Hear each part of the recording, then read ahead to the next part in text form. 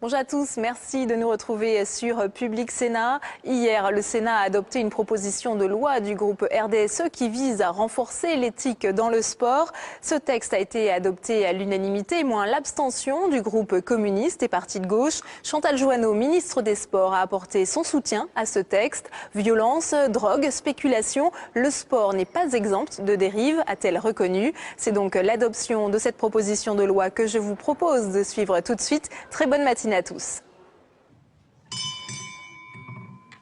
La séance est reprise. Nous allons examiner les articles de la proposition de loi. Je rappelle que le titre premier porte sur le respect des valeurs du sport et nous en arrivons donc à l'article premier. Et c'est notre collègue Claude Demézel qui va nous présenter l'amendement numéro 8. Merci Monsieur le Président, Madame la Ministre, mes chers collègues. Je ne pense pas me tromper en affirmant que sur tous nos bancs, nous sommes attachés au principe d'unité et de solidarité du mouvement sportif. Car c'est bien ce lien fondamental entre sport amateur et sport professionnel qui est au fondement de notre système sportif et fait sa spécificité. Pour notre part, nous considérons que ce principe fondateur ne peut être absent des chartes éthiques des fédérations sportives. Tout particulièrement dans une période où certains acteurs du sport professionnel ont tendance à oublier quelque peu leur rôle social et éducatif et où le monde associatif et ses bénévoles sont montrés du doigt. Je pense bien évidemment à la réforme de la gouvernance de la Fédération française de football et aux scandales qui l'ont traversée. Pourtant, rien ne prouve qu'une gestion par des professionnels nous aurait épargné les épisodes que nous avons traversés depuis la dernière Coupe du monde de football. Certes, notre rapporteur a rejeté notre amendement en commission, considérant qu'il était sans portée normative. Mais si nous l'avons redéposé, c'est pour obtenir la garantie, Madame la Ministre, que ce principe figurera bien au contenu des charges éthiques fixées réglementairement. Madame la Ministre, vous vous êtes engagée en ce sens en matière de respect du développement durable. Pouvons-nous compter sur vous de la même manière sur le principe d'unité du mouvement sportif? Je vous remercie. Merci Claude Demézel. Monsieur le rapporteur, quelle est l'opinion de la Commission? Monsieur le Président, Madame la Ministre, le lien puissant entre le sport amateur et le sport professionnel est démontré par de très nombreuses dispositions du Code du sport. Cet amendement à visée essentiellement déclarative n'apporterait donc rien aux droits existants. C'est pourquoi je rends un avis défavorable. Madame la Ministre. Oui, Monsieur le Sénateur, comme vous l'avez rappelé d'ailleurs, beaucoup de dispositions du Code du sport ont trait à l'unité du sport, au principe d'unité du sport, visent à le défendre. Et d'ailleurs, récemment, lors des États généraux du football, ce principe a été réaffirmé. Donc je voudrais vraiment vous rassurer, oui, nous allons reprendre ce principe au sein des dispositions du décret qui vise à déterminer les items nécessaires de ces futures chartes éthiques. C'est un principe fondamental au sein du sport français, auquel d'ailleurs le Comité national olympique et sportif français est extrêmement attaché. Donc je veux vous rassurer sur ce point et vous inviter à retirer votre amendement. Alors, nous avons un avis défavorable du rapporteur, une demande de retrait de Madame la Ministre. Claude Demézel. Madame la Ministre, c'est bien parce que vous nous avez rassurés et que nous le maintenons. Il est maintenu. Y a-t-il des demandes d'explication de vote? Qui est pour adopter cet amendement? Qui est contre? Qui s'abstient? Il n'est pas adopté. Et l'article 1er en l'état, qui est pour l'adopter? Y a-t-il une demande de parole? Qui est pour l'adopter? Qui est contre? Qui s'abstient? Le groupe CRC, SPG et le groupe socialiste? Bien. Il est adopté, l'article 1er. L'article 2, je le rappelle, est supprimé. Nous en arrivons à l'examen de l'article 3. Et c'est notre collègue Jean-Jacques Lozach qui nous présente l'amendement numéro 9.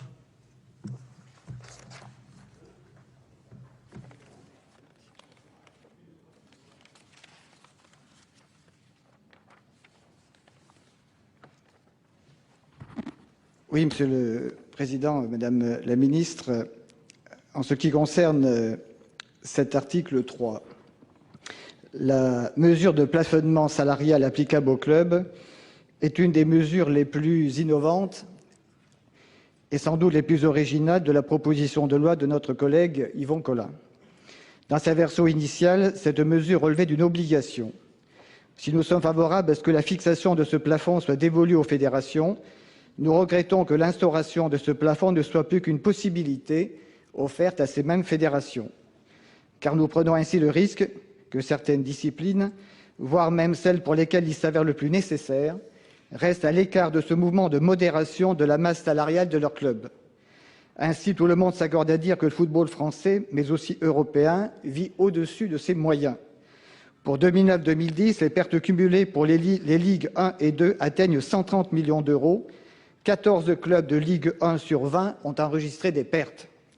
Le football est pris dans un engrenage qui atteint ses limites. L'explosion des droits télévisuels sur ces dernières décennies a nourri la fuite en avant des salaires des stars du football et des montants des transferts. La DNCG relevait que, je cite, « les recettes sur mutation sont rendues aléatoires par un marché des transferts de plus en plus difficile, entraînant un écart important entre l'estimé et le réel. Il revient au pouvoir public de lutter contre les dérives d'un système à bout de souffle. Il me semble ainsi que cette mesure peut aussi se concevoir comme un signal fort de soutien aux règles de fair-play financier vers lesquelles s'oriente l'UEFA. C'est pourquoi nous vous proposons que cette mesure de plafonnement redevienne une obligation. Merci. Merci. Monsieur le rapporteur. Monsieur le Président, Madame le Ministre, cet amendement qui a pour objet d'obliger les fédérations à fixer un quota de joueurs formés localement et un plafond salarial dans les clubs professionnels est un peu contraire à ce que nous avons pu dire jusqu'à maintenant. Je crois quant à moi qu'il faut laisser à chaque discipline et à chaque fédération le soin de définir les conditions permettant d'assurer la meilleure équité sportive et que ces conditions peuvent être différentes selon chaque sport. Par ailleurs, il leur serait extrêmement aisé de fixer un montant si élevé qu'il serait inapplicable. Il ne sert donc à rien de forcer la main des fédérations, il faut au contraire les responsabiliser et leur faire confiance. Je rends donc un avis défavorable. Madame la Ministre. Même avis, Monsieur le Président. J'en profite pour vous dire que Gaël Monfils a gagné. Ah, c'est une bonne nouvelle. Bien, excellente, les connaisseurs disent. Allez, alors, nous avons deux avis défavorables sur l'amendement qui a été présenté par Jean-Jacques Lozach. Donc, qui est pour l'adopter, cet amendement? Ah, vous avez explication de vote, vous avez la parole, excusez-moi.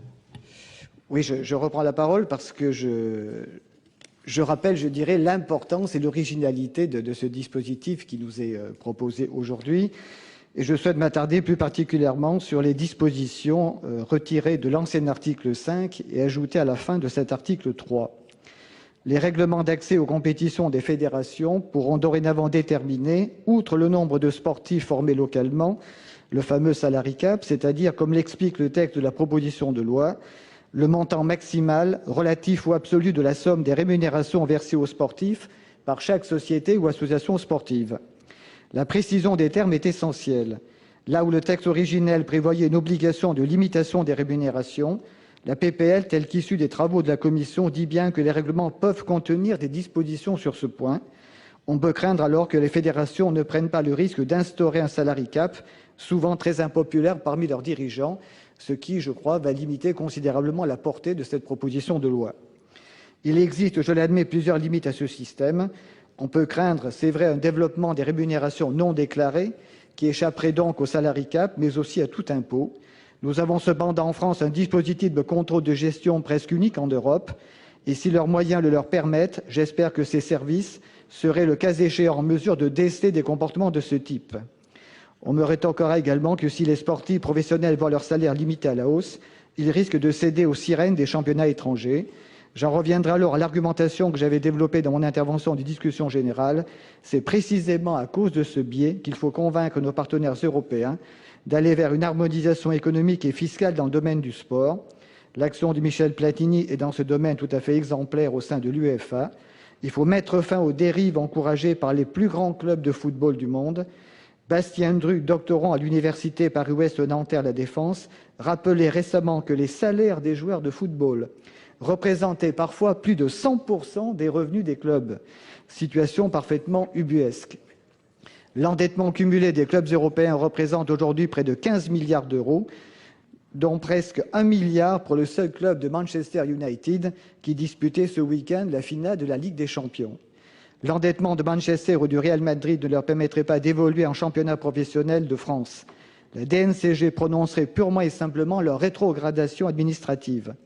Créer un salary cap obligatoire, c'est faire preuve d'une volonté de mettre fin à l'endettement structurel des clubs professionnels, de football essentiellement.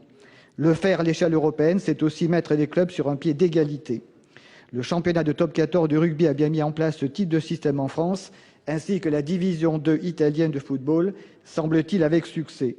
Inspirons-nous de cette initiative et ayons le courage de moraliser le sport. En résumé, il nous semble possible de concilier excellence des résultats et salaire raisonnable des sportifs concernés. Ne sommes-nous pas champions du monde et champions olympiques du handball, avec un salaire moyen mensuel de 4 500 € dans le championnat national de première division? Notre souci est donc d'accroître le pouvoir de régulation des fédérations, à elles de fixer le seuil optimal de la masse salariale au sein du budget du club. Bien sûr, ce niveau ne saurait être identique pour les différents sports. Nous rejoignons ainsi le souci du fair-play financier, plusieurs fois rappelé par les collègues dans cette enceinte. Nous recherchons une exigence de transparence, d'équité sportive et financière. Le risque des rémunérations non déclarées est bien réel, mais il ne doit pas nous tétaniser, nous paralyser et nous empêcher d'aller de l'avant. Le risque est réel, celui de la bulle financière appliquée à certains sports professionnels par manque de vigilance, d'anticipation et de régulation. C'est la raison pour laquelle je regrette que l'obligation ne soit pas retenue. Merci. Madame la ministre. Juste un petit mot de précision. Nous partageons les objectifs de votre amendement. Simplement, vous avez évoqué effectivement la dimension européenne. Il faut savoir qu'à l'initiative de la France, la dernière résolution qui a été adoptée en Conseil des ministres européens sur le plan d'action européen dans le domaine du sport prévoit bien un travail à l'échelle européenne sur ces différents sujets et notamment sur le salary cap. Merci. Alors, je rappelle sur l'amendement de Jean-Jacques Lozach, 2 avis défavorables. Qui est pour adopter cet amendement? 3, 4. Qui est contre? 5. Il n'est pas adopté. Et par contre, je soumets à votre approbation l'article 3. Qui est pour l'adopter? Qui est contre? Il est adopté. Je rappelle que l'article 4 est supprimé. L'article 5 reste en l'état. L'article 6 n'est pas modifié. On verra plus tard. Celui-là? On verra plus tard. Ah bon? Et nous en arrivons à l'examen de l'article 6 bis, notamment par l'examen de l'amendement numéro 3 que nous présente Jean-François Voguet, qui est un amendement de suppression. Oui, Monsieur le Président, Madame la Ministre, mes chers collègues, cet article, à l'origine introduit dans la LOPSI 2, refait surface malgré son invalidation par le Conseil constitutionnel. Il prévoit de sanctionner en tant que tel la revente illicite de titres d'accès à une manifestation sportive. On ne comprend pas en quoi cette incrimination spécifique permettrait de mieux assurer la protection de l'ordre public, alors qu'existent déjà par ailleurs des sanctions pénales pour atteinte à l'ordre public, de même pour la vente et la revente illégale. Nous ne sommes pas en présence d'une zone de non-droit et introduire la possibilité de sanctions de 15 000 € d'amende paraît donc inutile. Le Conseil constitutionnel, dans sa décision du 10 mars 2011, a censuré cet article qui méconnaît le principe de nécessité des délits et des peines. Malgré les petites modifications opérées sur cet article, cette critique continuera de s'appliquer et donc nous souhaitons la suppression de cet article. Merci Jean-François Voguet. Monsieur le rapporteur. Monsieur le Président, Madame la Ministre, la revente illicite de billets, qu'elle se fasse aux abords des stades ou sur Internet, crée de nombreux problèmes. Les spectateurs supporters d'une équipe se retrouvent au milieu des supporters de l'autre équipe, avec les conséquences que l'on connaît. D'autres se voient refoulés à l'entrée des stades lorsqu'ils détiennent des faux billets, ce qui provoque des risques, des bagarres, des affrontements. Enfin, les organisateurs font face aux plaintes des supporters qui achètent leurs billets à des prix extrêmement élevés parce que les revendeurs pratiquent une spéculation néfaste à l'image du sport. Ce nouveau délit devrait permettre de faciliter le combat contre le trafic de billets. Je rends donc un avis défavorable. Madame la Ministre. Merci, Monsieur le Président. Comme Monsieur le rapporteur vient de le rappeler, le Code pénal ne prévoit pas actuellement de dispositions adéquates pour lutter efficacement contre la revente illicite de billets sans l'accord des organisateurs. Et vous savez combien ça peut être créateur de troubles à l'ordre public et générateur d'une économie souterraine. Donc le nouveau dispositif tel qu'il est prévu dans la proposition de loi intègre bien d'ailleurs les observations du Conseil constitutionnel qui avait entraîné l'inconstitutionnalité des dispositions de la LOPSI à deux titres. La première, c'est qu'il est bien ciblé sur les manifestations sportives, donc il n'a pas un champ aussi large que le prévoyait la LOPSI. Et d'autre part, il ne vise il vise la revente sur tout type de support et pas uniquement Internet. Donc, ces dispositions nous semblent mieux calibrées. Pour autant, il y a encore quelques interrogations au sein du ministère de la Justice sur sa constitutionnalité. Donc, nous nous en remettons à la sagesse de votre Haute Assemblée. Alors, nous avons un avis défavorable de la Commission, sagesse de Madame la Ministre. Y a-t-il des demandes d'explication de vote? Qui est pour adopter cet amendement? Qui est contre? Il n'est pas adopté.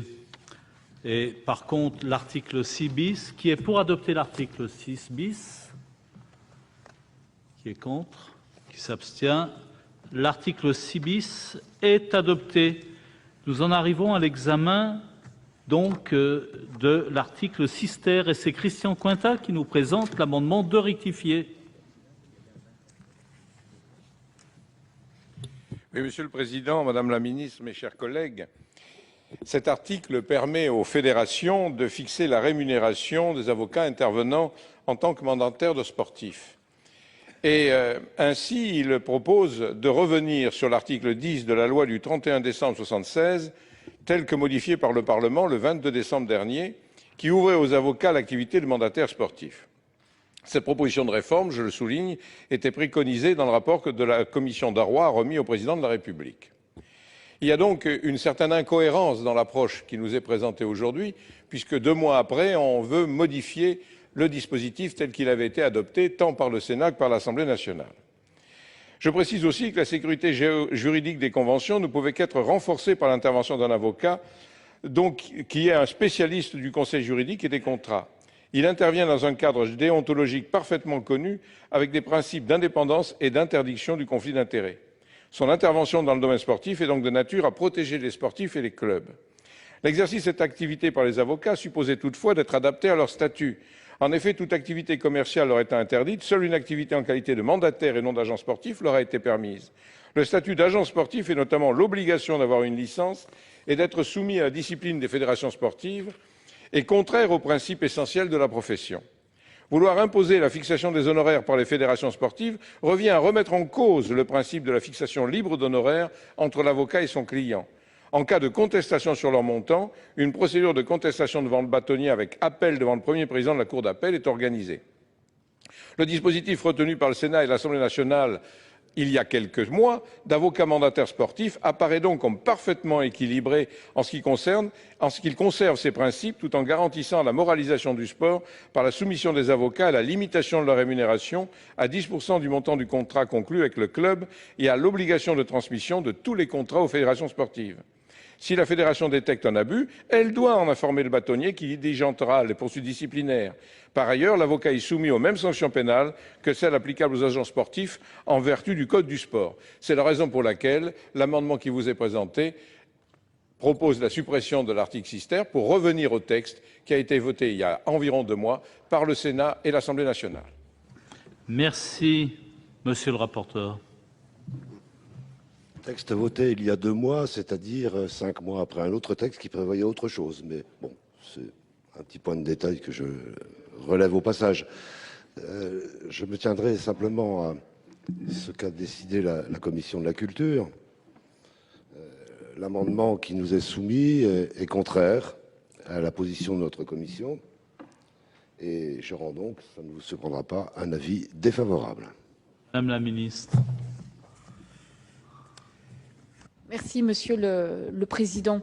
Le gouvernement, lui, est très favorable aux dispositions de l'article 6 ter en ce qu'il permet de limiter l'inflation des commissions d'agents.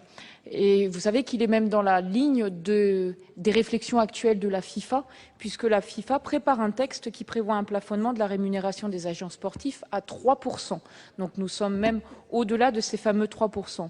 Et simplement pour citer quelques chiffres sur cette inflation du montant des commissions de transfert et des commissions des agents, la récente étude européenne sur l'échelle de ces rémunérations donne quelques chiffres. Pour le football, l'échelle des revenus annuels d'agents sportifs va par exemple de 13 000 à 3,7 millions en Europe en montant annuel.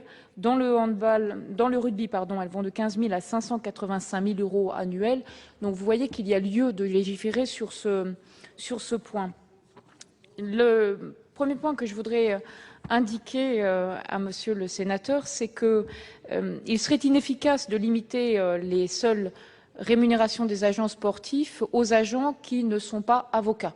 Je crains d'ailleurs que ça n'entraîne une véritable rupture de l'égalité concurrentielle qui soit jugée illégale. Deuxième point, cette disposition, cet article 6 ter, ne remet pas en cause l'article 10 de la loi de 1971 portant réforme de certaines professions judiciaires et juridiques, loi et article qui a été récemment modifié, comme vous l'avez rappelé, par la loi du 28 mars 2011. En effet, cet article 10 traite des rémunérations des avocats et a notamment aligné les contraintes de rémunération des avocats mandataires de sportifs sur celles des agents sportifs.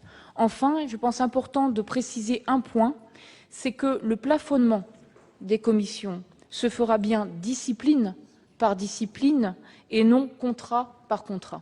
C'est la raison pour laquelle j'émets un avis défavorable à cet amendement. Alors, nous avons 2 avis défavorables sur cet amendement. Y a-t-il des demandes d'explication de vote? Qui est pour l'adopter?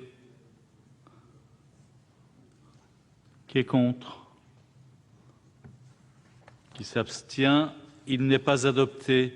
Et l'article 6 ter en l'état, qui est pour l'adopter, l'article 6 ter. Explication de vote de Jean-Jacques Lezach. Merci, Président.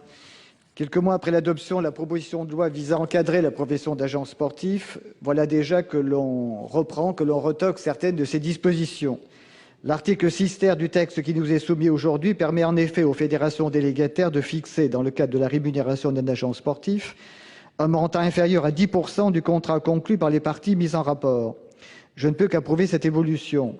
Je me permettrai également de rappeler que dans ce même hémicycle, mes collègues du groupe socialiste avaient averti voici un an le gouvernement et la majorité des dangers de ce texte. Comme bien souvent, on avait alors légiféré dans l'urgence pour satisfaire quelques intérêts à l'approche de la Coupe du monde de football. J'ai eu l'occasion de le dire à plusieurs reprises, une politique sportive à courte vue est condamnée à être réadaptée et amendée en permanence. Tout se passe comme si nous avancions par à-coups en tâtonnant dans le brouillard. Puisse l'horizon s'éclaircir et les pouvoirs publics trouver enfin un cap à tenir. La loi encadrant la profession d'agent sportif était donc, de ce point de vue, tout à fait symptomatique des orientations, ou plutôt de l'absence d'orientation du ministère. Elle est également tout à fait caractéristique de la vision du sport qui transparaît souvent dans les textes portés par le gouvernement, à savoir une ambition première concernant l'argent et le profit. C'était aussi un texte de dérogation, puisqu'on n'avait pas su empêcher le paiement des agents sportifs par les clubs, alors il suffisait de le légaliser, c'était le nœud central du texte de loi sur les agents sportifs. Et que dire de l'autorisation, et c'est l'objet de l'amendement, donnée aux avocats quelques mois plus tard de pratiquer l'activité d'agent sportif? S'il ne faut pas blâmer tous les agents sportifs, force est de constater que, notamment dans le football, ils font partie des acteurs qui, d'une certaine façon, poussent au crime, entre guillemets. L'inflation des transferts de joueurs est à leur avantage et ils poussent en ce sens. Je rappellerai que Frédéric Thiriez, président de la Ligue nationale de football, avait déclaré devant le député Dominique Juillot, je cite, « Globalement, le football français est un milieu relativement propre, sauf précisément dans un domaine, celui des transferts. La liberté laissée aux agents y est pour beaucoup. Le sport a besoin de davantage d'éthique, notamment dans les transferts, et la proposition de loi de mes collègues du groupe RDSE est donc la bienvenue en la matière. Ceci dit, je rappelle que comme nous avions voté contre le texte relatif aux agents sportifs, vous comprendrez bien qu'aujourd'hui, par rapport à cet amendement sur le même objet, nous nous abstiendrons. Bien. Alors, nous en sommes à l'adoption de l'article 6 ter. Qui est pour l'adopter? Qui est pour?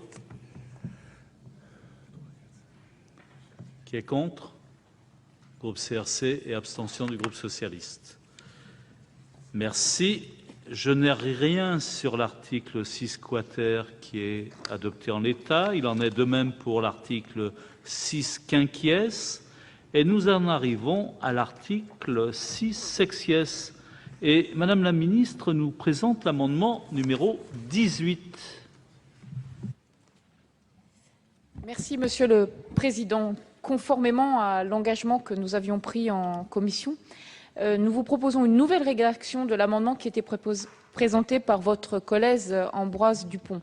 Cet amendement, cette disposition, vise à créer un délit pénal de corruption sportive lié aux manifestations sportives qui font l'objet de paris. C'était un engagement que nous avions pris à la suite du rapport de Jean-François Villeaude, président de l'Argel, sur la prévention de la corruption.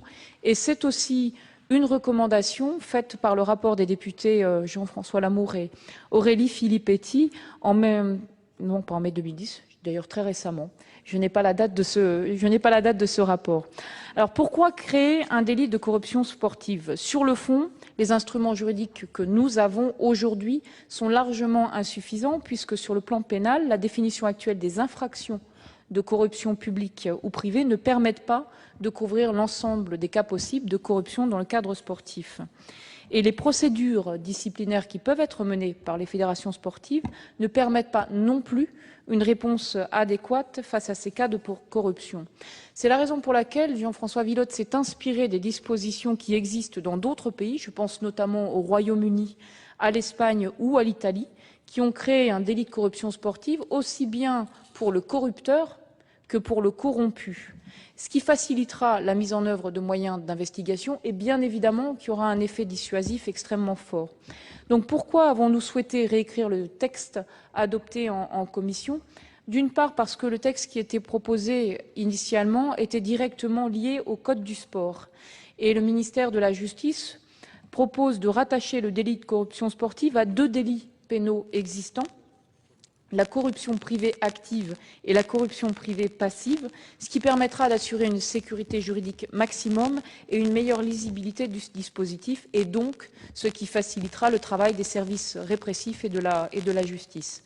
D'autre part, la limitation de ce délit à la corruption en lien avec les paris sportifs permet parfaitement de justifier la création de ce délit au regard du principe de nécessité des peines qui aurait pu être également un motif d'inconstitutionnalité. Voilà les raisons pour lesquelles nous vous proposons cette nouvelle écriture et je tiens tout particulièrement à la création de ce délit de corruption. Je vous remercie. Monsieur le rapporteur Jean-François Imbert. Monsieur le Président, Madame la Ministre, cet amendement que vous venez de nous présenter n'apporte que des modifications marginales au dispositif introduit par la Commission. Je rends donc un avis favorable. Y a-t-il des demandes d'explication de vote après l'avis favorable? Jean-Jacques Lozach. Oui, tout à l'heure, effectivement, je disais que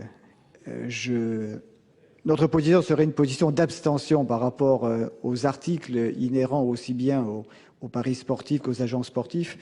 mais je dois dire que la nature et la force même de la création de ce délit de corruption sportive appliqué effectivement au Paris nous amène à déroger, si je peux dire, à la position exprimée tout à l'heure, et donc nous voterons contre, Madame la Ministre, cet amendement. Pour? Alors je me reprends, excusez-moi. Nous voterons pour votre amendement, Madame la Ministre.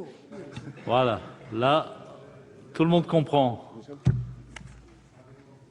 Alors, en fait, cet amendement réécrit l'article 6 sexies, donc qui est pour adopter l'amendement gouvernemental.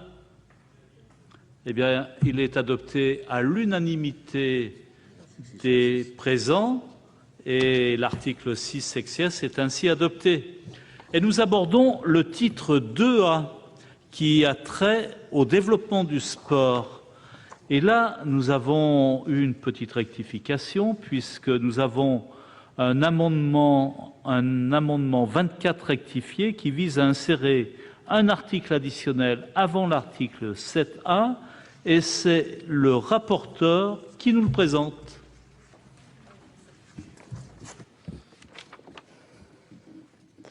Monsieur le Président, Madame la Ministre, la loi du 16 juillet 1984 a imposé aux clubs sportifs évoluant dans les ligues professionnelles et disposant de ressources financières substantielles de se constituer sous la forme d'une structure très originale.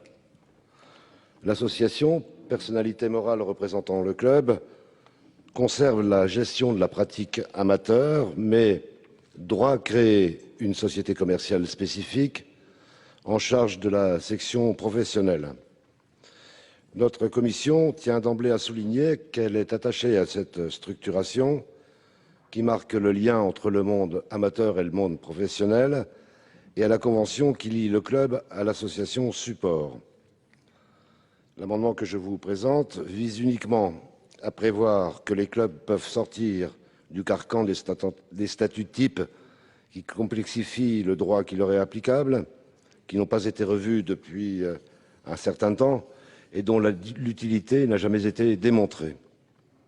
Cela ne remet en cause ni les conventions, ni l'attribution du numéro d'affiliation, ni la limitation de la multipropriété, ni la limitation des prêts et cautionnements sportifs, ni l'interdiction de bénéficier de certaines aides, ni l'interdiction de se voir accorder des garanties d'emprunt par les collectivités territoriales, ni enfin l'encadrement de l'appel public à l'épargne. La société sportive ne sera donc pas une société de droit commun, loin s'en faut, mais le droit qui lui sera applicable sera clarifié. Si, Madame la Ministre. Merci, Monsieur le Président. Évidemment, la question du statut des sociétés sportives est une question importante, voire primordiale, parce que derrière ce statut, c'est un peu la philosophie, les principes que nous avons du sport. Et comme je le disais tout à l'heure, il est difficile, il est même impossible en tout cas, enfin pour moi il est difficile d'assimiler le sport à une entreprise événementielle ou une entreprise de spectacle. La proposition qui est faite a le défaut de compliquer la situation puisque nous pourrions avoir 6 statuts pour les sociétés sportives qui coexistent, 6 statuts différents puisque nous rajouterions aux statuts existants les statuts des sociétés de droit commun.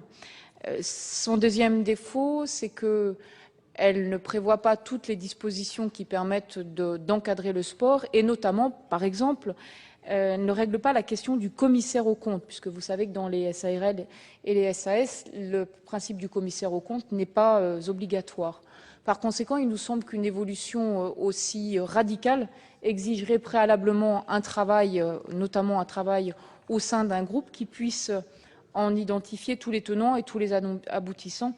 C'est la raison pour laquelle le gouvernement vous invite à retirer cet amendement. À défaut, nous émettrions un avis défavorable. Alors, Monsieur le rapporteur. Vous savez, Monsieur le Président, il a été déposé après mûre réflexion, donc nous le maintenons. Alors, l'amendement 24 rectifié est maintenu, je rappelle, c'est l'amendement de la Commission avec une demande de retrait qui vient d'être refusé, donc c'est un avis défavorable du gouvernement. Qui est pour adopter cet amendement 24 rectifié? Qui est pour?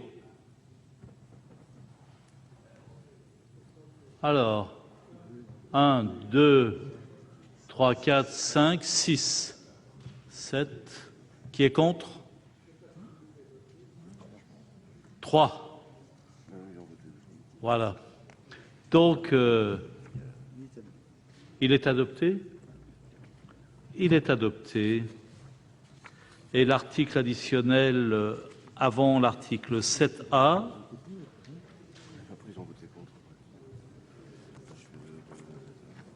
Bien. Nous poursuivons. Alors, l'amendement numéro 10, puisque nous abordons l'article 7A, c'est Jean-Jacques Lezach qui nous le présente.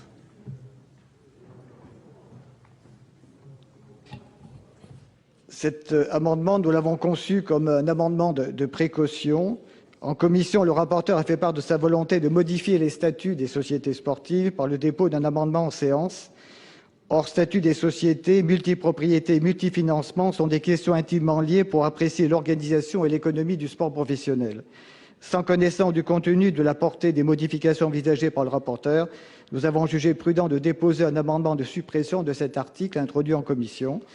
Autant nous souscrivons au dispositif de l'article 6 de renforcement des règles d'incompatibilité applicables en matière de contrôle de sociétés sportives parce qu'il étend à la notion d'influence notable, autant nous sommes plus circonspects sur l'assouplissement des prêts et cautionnements entre clubs.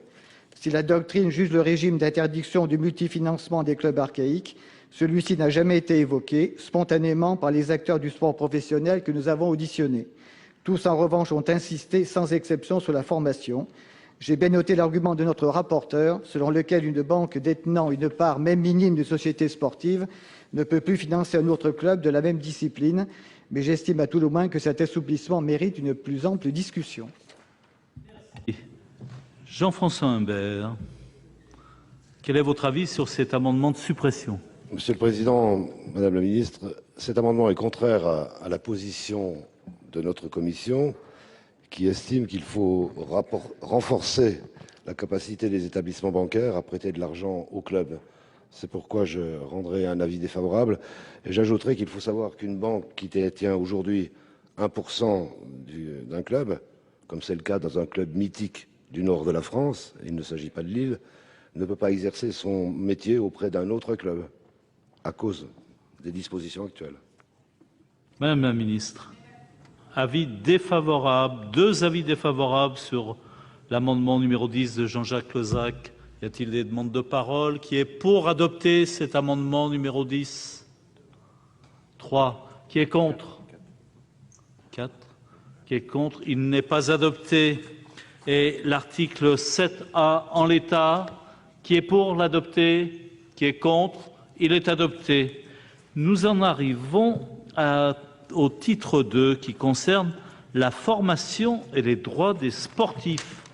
L'article 7 est adopté en l'état, il n'est pas modifié. Il en est de même pour l'article 8 qui est adopté en l'état. Et nous en arrivons à l'article 8 bis. Et c'est toujours Madame la Ministre qui nous présente l'amendement numéro 21. Merci, Monsieur le Président. Nous vous proposons donc un amendement de suppression de cet article. Pour les raisons suivantes. Vous savez que la taxe d'apprentissage est divisée en 2 parties. Une partie quota qui représente 52% de son montant et qui finance exclusivement l'apprentissage, et une partie barème, 48%, et qui finance toutes les premières formations technologiques ou professionnelles. L'article 8 bis, tel qu'il est rédigé, autorise les entreprises à verser leurs taxes pour la part barème au centre de formation des clubs sportifs. Je voudrais juste attirer votre attention sur les conséquences que pourraient avoir ces dispositions. Les entreprises qui donneraient au centre de formation des clubs de football, parce que concrètement, en fait, c'est de ça dont il s'agit, qui donneraient cet argent, donc d'argent au centre de formation, ne le donneraient plus au CFA ou au lycée professionnel, ce qui pourrait avoir évidemment des conséquences importantes pour cette structure, puisque vous savez qu'il faut grosso modo 3 000 € pour former un apprenti dans une chambre de métier. Ensuite, il faut savoir que le ministère de l'Emploi conduit actuellement un dialogue constructif avec l'Union des clubs professionnels de football qui vise justement à aider les jeunes qui sortent de ces centres de formation sans avoir de contrat professionnel et qui donc sortent sans rien, enfin presque sans rien.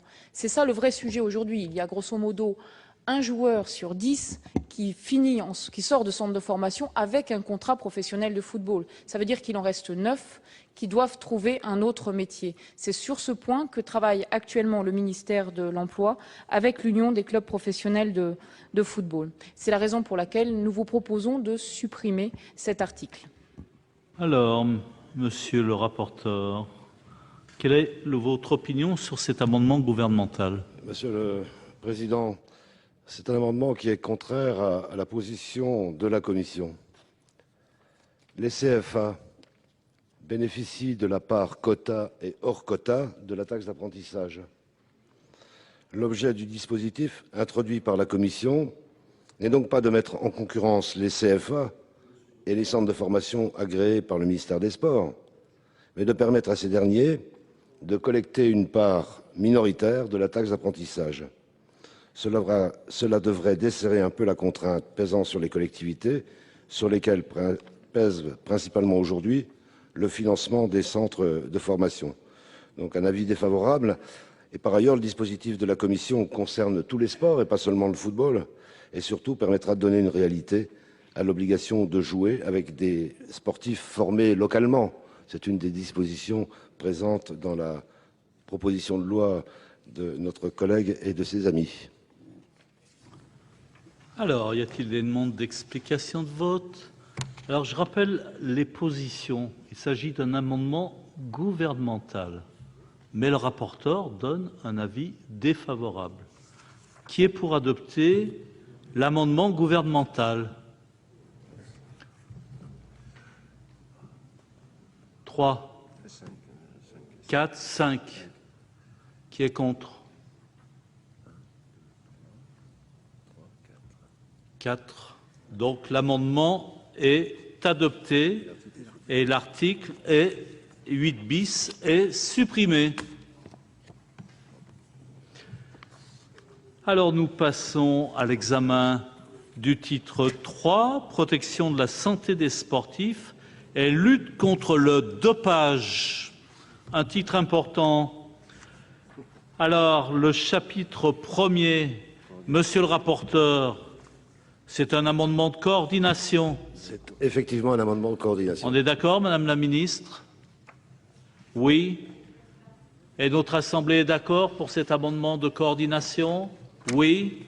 Donc, le chapitre 1er est adopté en l'état. Sur l'article 9, je ne suis saisi d'aucun amendement et d'aucune demande de parole. Je mets aux voix cet article. Qui est pour l'adopter? Allez. Il est adopté. Sur les articles 10 à 24, je ne suis saisi également d'aucun amendement et d'aucune demande de parole. Puis-je considérer que le vote est le même et que ces articles sont adoptés et que la suppression est maintenue? Ou selon le cas, la suppression est maintenue? Bon, c'est la même position, c'est le même vote. Bien. Je vous remercie. Et nous en sommes arrivés, par ce biais-là, à l'article 25. 4 amendements identiques qui font l'objet d'une discussion commune. Ce sont des amendements de suppression. Et je donne la parole à Jean-François Voguet pour nous présenter l'amendement numéro 4. Oui, Monsieur le Ministre, Monsieur le Président, Madame la Ministre, chers collègues. Cet article, en effet, transfère l'intégralité des pouvoirs de sanction en matière de dopage à l'Agence française de lutte contre le dopage. Elle statuait déjà, mais essentiellement en deuxième instance, la première instance étant assurée par les fédérations. Nous considérons que cet article ouvre la voie à une véritable déresponsabilisation des fédérations en matière de dopage, ce qui ne nous semble pas souhaitable. En outre, ce faisant, la FLD détiendrait le pouvoir de prévention, d'enquête et de sanction en matière de dopage, Ce monopole et ce mélange des pouvoirs nous posent évidemment problème. De plus, chacun sait qu'actuellement la FLD est déjà en sous-financement pour ses missions, alors lui rajouter d'autres prérogatives sans prévoir de budget complémentaire ne nous semble pas très réaliste. En effet, cette agence peine déjà à accomplir les missions qui lui sont confiées en matière de dopage au sein de ses départements de contrôle et d'analyse. On peut donc légitimement se demander comment elle pourrait mener à bien cette nouvelle mission. Elle a de plus en plus souvent recours aux services de l'État, en région, pour des contrôles que l'agence assumait auparavant par elle-même, et son département d'analyse semble être en rupture de matériel. Face à la pénurie de moyens financiers et humains, il ne nous semble pas souhaitable d'étendre ces compétences. Au lieu de supprimer le pouvoir de sanction des fédérations, il nous serait préférable de donner tous les moyens de l'assumer et de renforcer les fédérations dans ce domaine en leur donnant les moyens de se développer en leur sein la prévention et la lutte contre le dopage et de mener à bien les missions d'éducation et de suivi médical des sportifs qui sont de leurs compétences. Voilà l'objet de notre amendement de suppression. Merci bien. C'est Claude Demézel qui nous présente le 13. Merci, Monsieur le Président, Madame la Ministre, mes chers collègues. Beaucoup d'arguments ont déjà été apportés au débat concernant la dévolution du pouvoir de sanction en première instance. Mais l'un d'entre eux me semble primer. Ôter tout pouvoir de sanction aux fédérations sportives en matière de dopage participe d'une déresponsabilisation de ces structures dans la lutte contre le dopage qui ne sera pas sans conséquence en outre sur leur mission de prévention. C'est une vision largement partagée sur nos bancs, il me semble, de même que par les acteurs sportifs. Par ailleurs, si les fédérations de très petite taille n'ont pas forcément les moyens de traiter les affaires de dopage, la FLD a compétence pour intervenir en cas de carence de ces fédérations. Il en est de même lorsqu'une fédération se refuserait, pour une question d'image, à prendre des sanctions disciplinaires contre l'un de ses sportifs. D'ailleurs, si l'on se réfère aux statistiques relatives aux saisines de la FLD, en 2009, les carences des fédérations ne représentent que 12% des décisions de sanctions de l'agence. Enfin, concernant le traitement différencié d'affaires similaires par les fédérations, la compétence de la FLD pour réformer les décisions prises par les fédérations agréées est un facteur d'homogénéisation des sanctions et donc un gage d'équité entre les sportifs. Les décisions de réformation représentent à cet égard la majorité des décisions des sanctions de l'agence. C'est pourquoi il est proposé par cet amendement de revenir au dispositif existant de partage équilibré du pouvoir de sanction disciplinaire entre les fédérations et l'Agence française de lutte contre le dopage, tout en intégrant la création de la commission des sanctions au sein de cette agence. Je vous remercie. Merci Claude Demézel. Et puis, nous allons goûter notre plaisir jusqu'au bout, puisque même le gouvernement dépose un amendement de suppression. Et après, monsieur le rapporteur. Merci, Monsieur le Président. Pour ne pas vous décevoir, effectivement, nous avons déposé un amendement de suppression qui est fondé sur deux raisons principales. La première, c'est qu'actuellement, l'Agence française de lutte contre le dopage a déjà juridiquement tous les moyens pour se saisir des cas qui ne seraient pas sanctionnés dans les délais impartis par les fédérations. Si on constate un cas de dopage et que la fédération ne prend pas la décision dans le délai requis, qui est en moyenne de 10 semaines, l'AFLD peut s'autosaisir du cas et sanctionner elle-même le sportif incriminé. D'autre part, si l'AFLD considère que la fédération a pris une sanction insuffisante au regard de l'infraction, elle peut aller au-delà et demander une peine supplémentaire. D'ailleurs, elle l'a fait à plusieurs reprises, puisque en 2010, sur 286 infractions constatées par la FLD, à 148 reprises, l'agence a été saisie ou a décidé de se saisir de ces dossiers. Le deuxième élément est que cette disposition risquerait de déresponsabiliser les fédérations et nous avons besoin d'elles, notamment pour la prévention du dopage. Vous savez que nous avons adopté des dispositions qui maintenant obligent les fédérations à adopter un plan de prévention du dopage, sinon elles ne peuvent pas bénéficier de subventions publiques, notamment de subventions du ministère. C'est la raison pour laquelle nous vous proposons de supprimer cet article. Alors, monsieur le rapporteur. L'avis, il n'est pas besoin de commenter davantage, Monsieur le Président. Alors, quels sont les avis après que oui, en fait, tout le monde est d'accord. Donc, explication de vote, parce que je pourrais très bien demander l'avis du rapporteur sur le 4 de Jean-François Voguet, donc avis favorable. Et puis, il en est de même sur le 13, hein, et sur l'amendement du gouvernement. Donc, y a-t-il des demandes d'explication de vote sur... Non? Tout le monde s'est exprimé. Alors, qui est pour supprimer cet article? Eh oui. Alors, c'est la majorité qui s'abstient. Voilà. Donc, cet article est supprimé. L'article 25.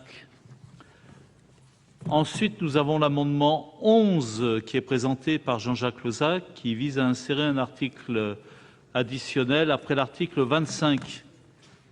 Oui, Monsieur le Président, Madame la Ministre, l'efficacité de la lutte contre le dopage nécessite une concertation accrue de tous ces acteurs, en particulier à l'échelon international.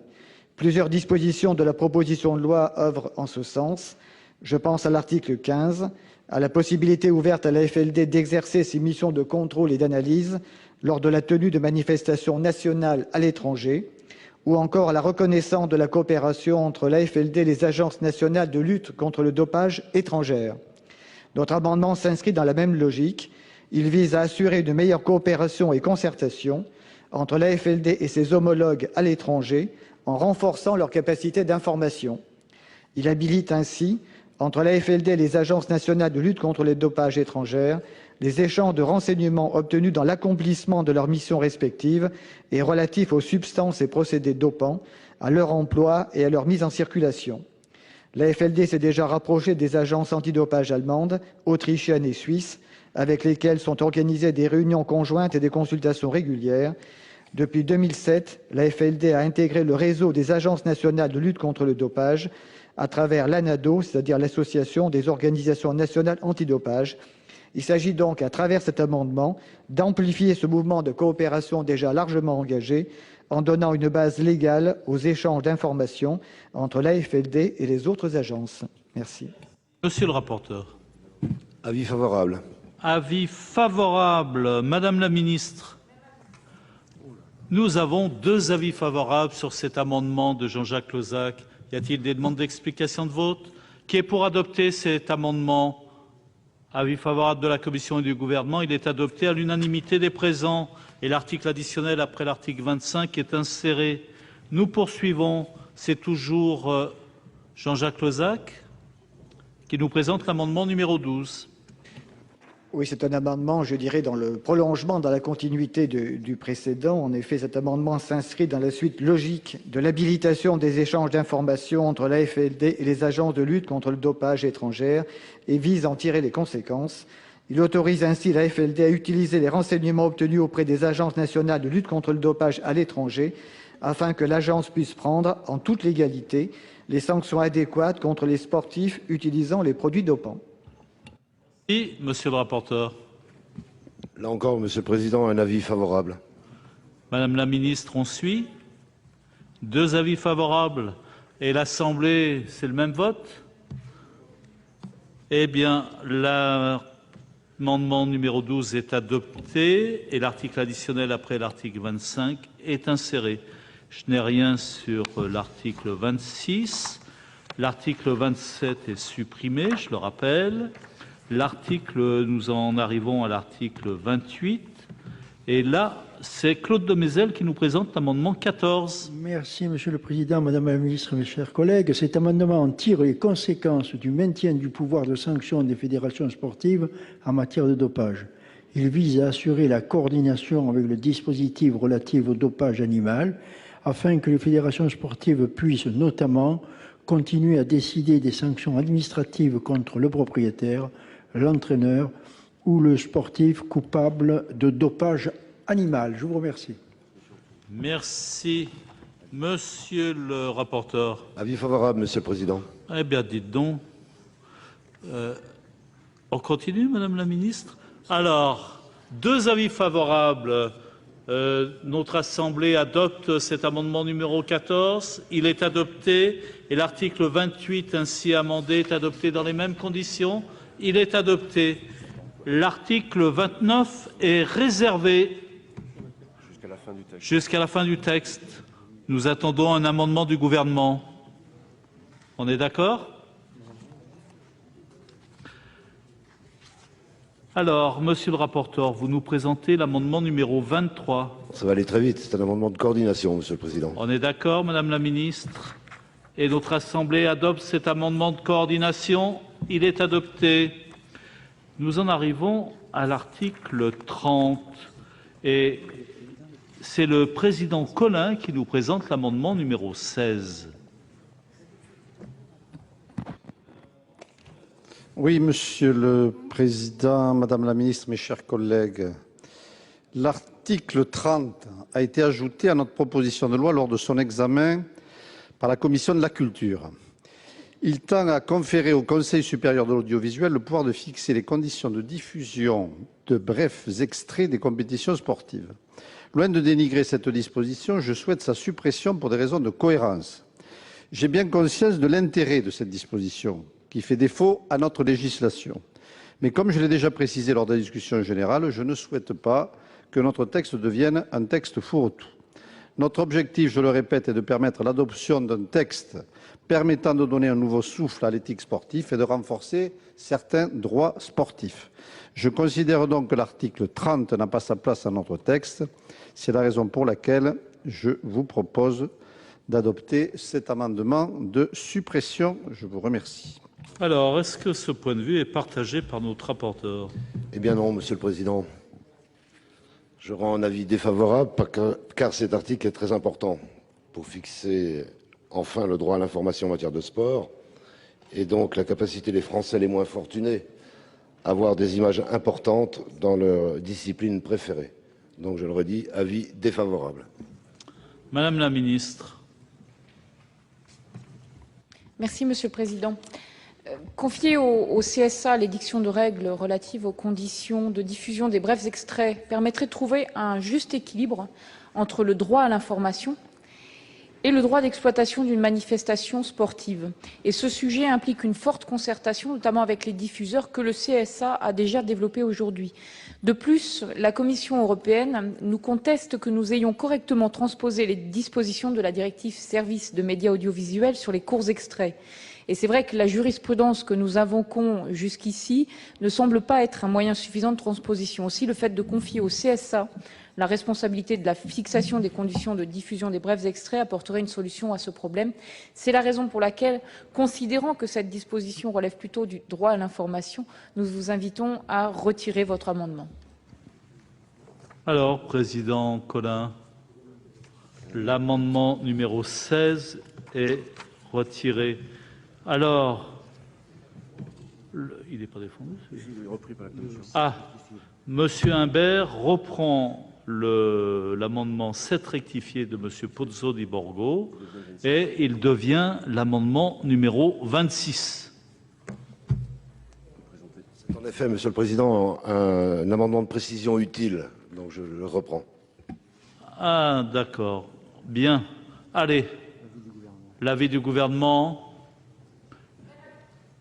Donc, c'est un avis de précision utile. Donc, deux avis favorables. Qui est pour l'adopter? Qui est contre? Qui s'abstient? Il est adopté. Et l'article 30, ainsi amendé utilement, est adopté. Il est adopté. Nous en arrivons à l'article 31. Et c'est toujours le président Yvon Collin qui nous présente l'amendement 17. Oui, Monsieur le Président, Madame la Ministre, mes chers collègues.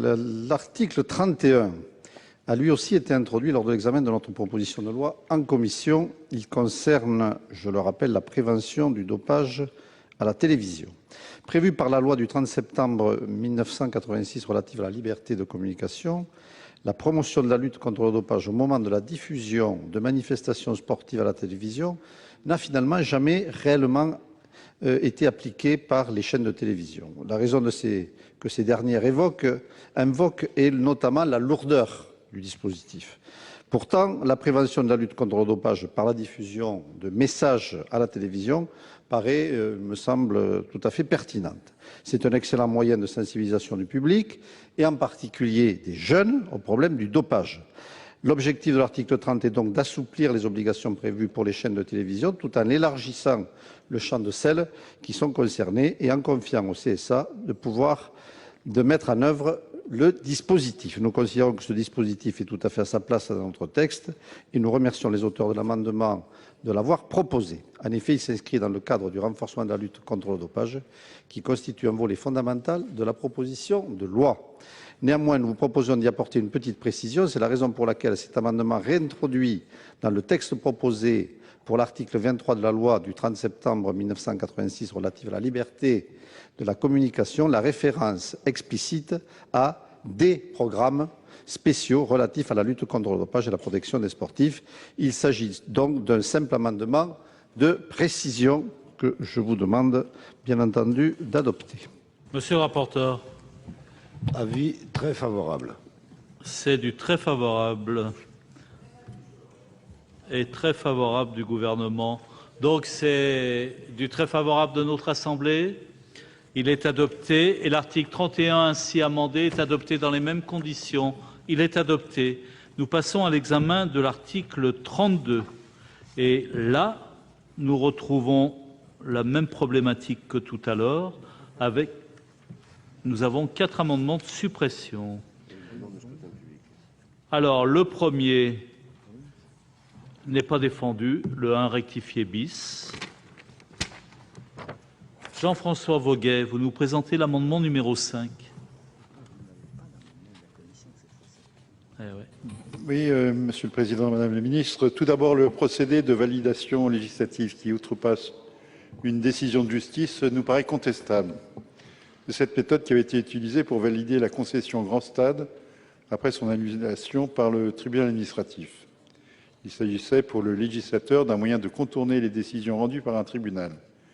Certes sous condition, mais néanmoins cela constituait une certaine forme d'atteinte au principe de séparation des pouvoirs garante de notre démocratie. Outre cette procédure à nos yeux discutable, il faut noter que le Conseil constitutionnel, saisi d'une question prioritaire de constitutionnalité, a invalidé en février dernier la validation législative de ce contrat de concession entre l'État et le consortium Stade de France de 1996. Aussi, en introduisant cet article 32 dans cette proposition de loi, la Commission évoque l'importance économique du Stade de France pour légitimer une nouvelle validation législative de ce même traité de concession. Pourtant, ce n'est pas parce que le Stade de France est actuellement le seul stade noté 5 étoiles par l'UEFA et que les travaux sur ce stade doivent être soit achevés en juin 2014 que ce contrat de concession doit être validé de cette manière. Nous avons le temps, si nécessaire, pour une validation réglementaire sans passer par la loi.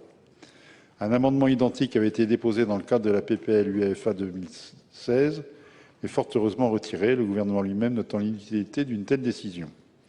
L'accueil des matchs de l'Euro 2016 au Stade de France ne serait pas remis en cause par cette décision du Conseil constitutionnel, nous disait alors Madame la ministre des Sports. Pour mémoire, je me permettrai de rappeler qu'à l'époque de cette première validation législative en 1996, avant la Coupe du monde de football, nous avions déjà alerté sur ce bricolage législatif et nous avions dénoncé les conditions financières que celui-ci fixait. Depuis, ce sont chaque année plusieurs millions d'euros qui sont versés au consortium Grand Stade SA, pris sur le budget consacré au sport, alors même que cette société n'est pas en déficit. Nous pensons donc que cette décision doit plutôt être l'occasion de revoir les termes du contrat de concession en respectant les intérêts des deux parties. C'est pourquoi nous demandons la suppression de cet article. Alors, Président Collin, vous nous présentez l'amendement numéro 15.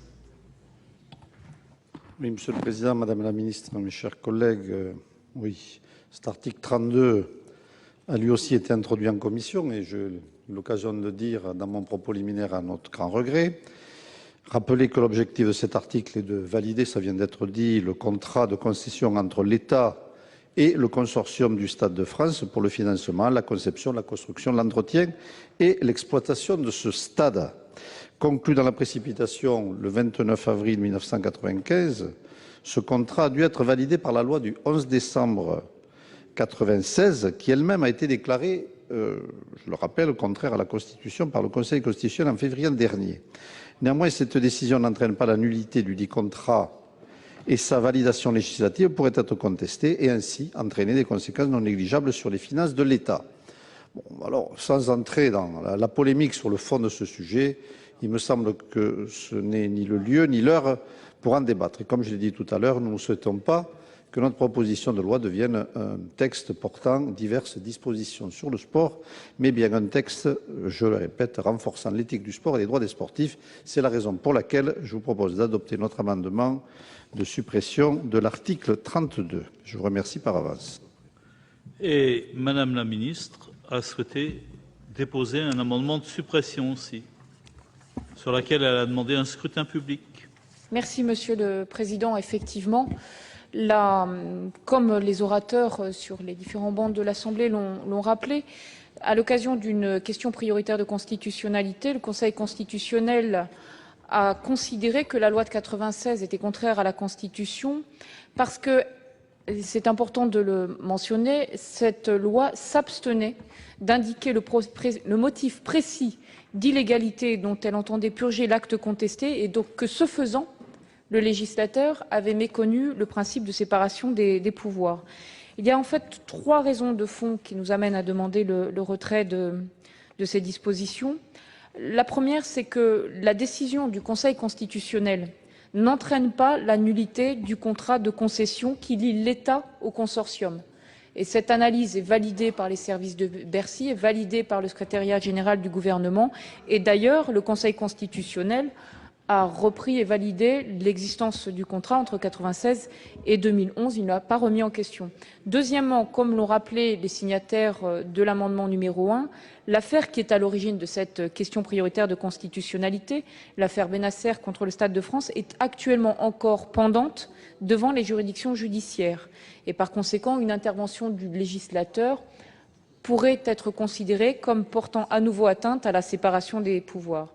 Enfin, il n'est pas du tout certain qu'une nouvelle disposition législative qui validerait le contrat de concession répondrait aux critères définis par le Conseil constitutionnel en matière de loi de validation. Comme vous le savez, le Conseil constitutionnel exige qu'il y ait un motif d'intérêt général suffisant, motif qui peut être par exemple la continuité du service public ou la menace pour la paix publique. Un motif purement financier n'est pas en lui-même recevable pour valider ce type de contrat.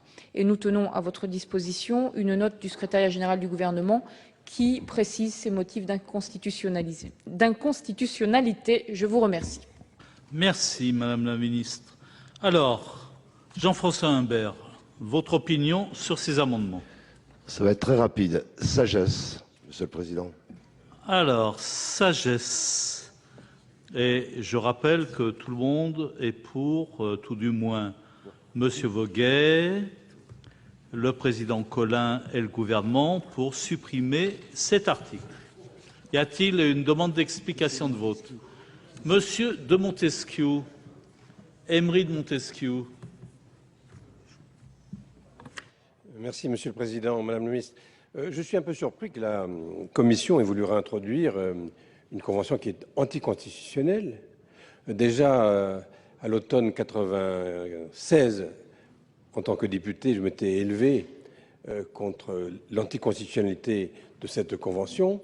Je voudrais d'autre part souligner qu'elle est léonine vis-à-vis de certaines fédérations, en particulier la Fédération française de rugby, qui, pour ces raisons, cherche à construire un stade dans la région parisienne. Je crois qu'il y a une meilleure façon d'utiliser les deniers, soit des fédérations, soit de l'État. Et en conséquence, je pense que la convention qui lie l'État et les fédérations au Stade de France doit être remise à plat et renégociée. Il n'y a pas d'autres demandes.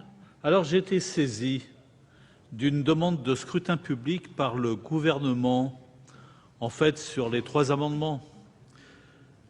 Et je vous rappelle que l'avis de la Commission est sagesse, l'avis du gouvernement est favorable.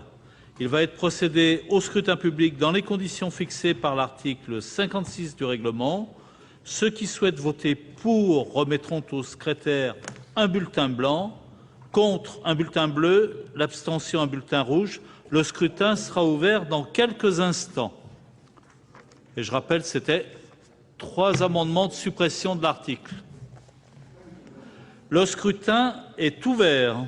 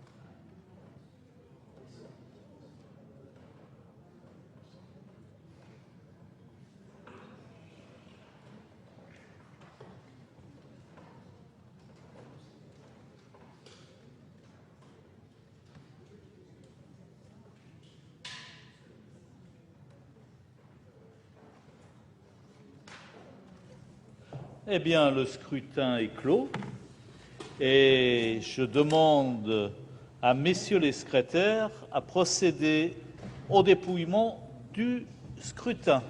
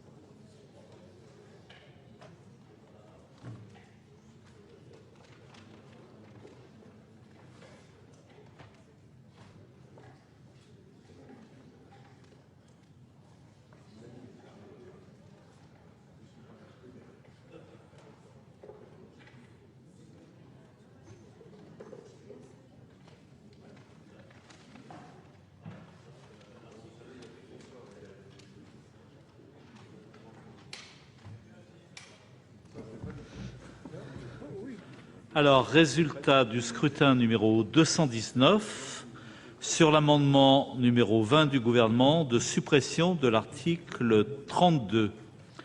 Nombre de votants 311. Nombre de suffrages exprimés 196. Majorité absolue des suffrages exprimés 99. Pour l'adoption 196. Contre 0. Le Sénat a adopté. Et l'article 32 est supprimé. Alors on en revient à l'article 29 qui était réservé. Alors, Madame le ministre. Merci, Monsieur le Président. Étant dédié à la suppression d'articles, je vous propose effectivement la suppression de cet article et nous levons le gage. Alors, Voilà, c'était l'amendement 27. Hein. Monsieur le rapporteur, on est d'accord? Bien. Alors, explication de vote, il n'y en a pas. Donc, l'article est supprimé? Je le mets aux voix. L'amendement de suppression. Qui est pour? Allez. Qui est contre? Qui s'abstient? Eh bien, l'article est supprimé. Je vais mettre aux voix l'ensemble de la proposition de loi. Y a-t-il des demandes d'explication de vote? Alors, Jean-Jacques Lozach, je n'en vois pas d'autres. Vous avez la parole.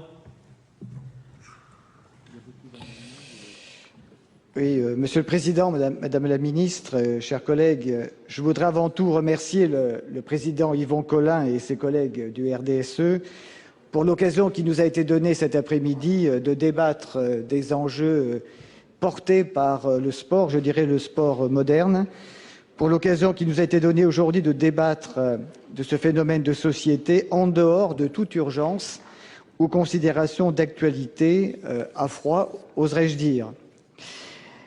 Cette proposition de loi, cette PPL, réaffirme un certain nombre de principes, un certain nombre de valeurs, de valeurs morales, de valeurs sociales portées par l'activité sportive. En effet, on peut dire que le sport est une réalité très ambiguë, très paradoxale, très complexe. Ça peut devenir, comme disait Esope à propos de la langue, la meilleure ou la pire des choses, suivant l'utilisation que l'on en fait. Donc il nous appartient, nous, puissance publique, d'en prévenir et combattre les dérives.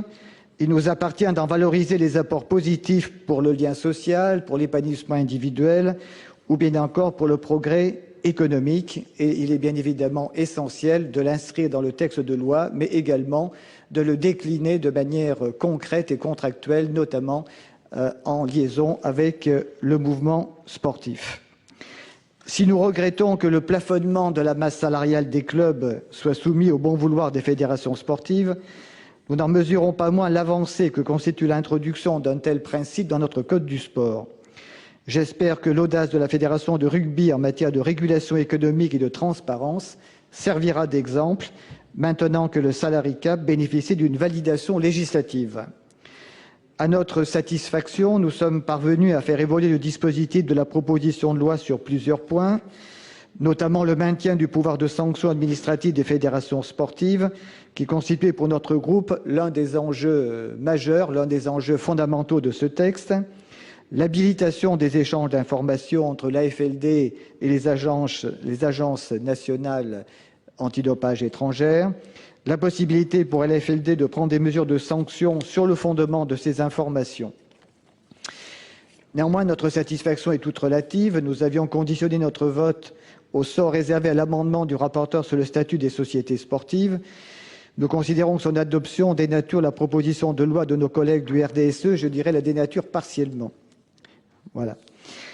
Alors, à partir donc de ces différentes considérations, oui, il y a eu un petit moment, je le concède, Madame la Ministre, un petit moment de flottement sur ce point très précis. À partir donc des avancées que vous avez bien voulu accepter, que vous avez bien voulu concéder, eh bien, je vous indique que sur cette proposition de loi du groupe RDSE, le groupe socialiste, votera pour. Bien. Il n'y a pas d'autres demandes. Alors, je vais mettre aux voix l'ensemble de la proposition de loi présentée par le président Yvon Collin, au nom du groupe RDSE, qui est pour adopter cette proposition de loi.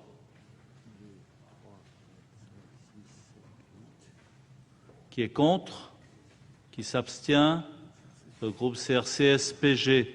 Cette proposition de loi est adoptée.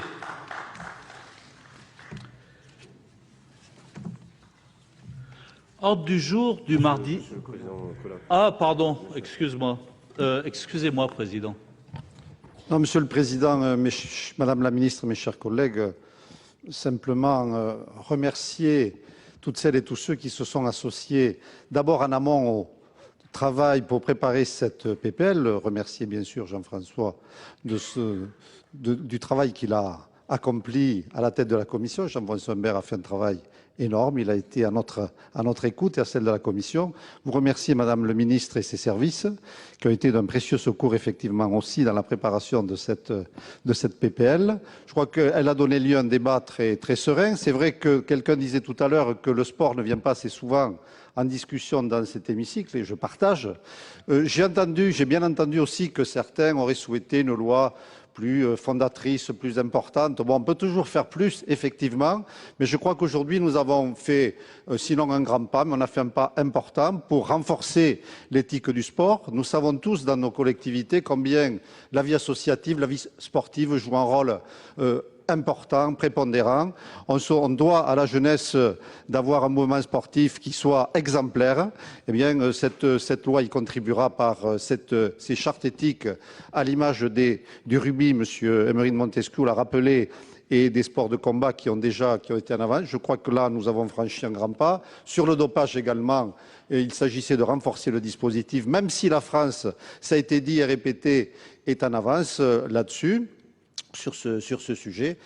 Enfin, sur certains aspects financiers, je pense au salary cap. On peut aussi effectivement peut-être aller plus loin. J'ai été sensible à votre amendement, même si je me suis abstenu sur cet amendement, mais je crois qu'il faut aller plus loin. Madame la ministre, vous avez du travail là pour le porter plus loin, pour faire prospérer, comme on dit, cette PPL à l'Assemblée nationale, je l'espère, très bientôt, et puis pour effectivement, au niveau européen, faire progresser cette idée d'éthique, de lutte contre le dopage et enfin de moralisation financière des clubs.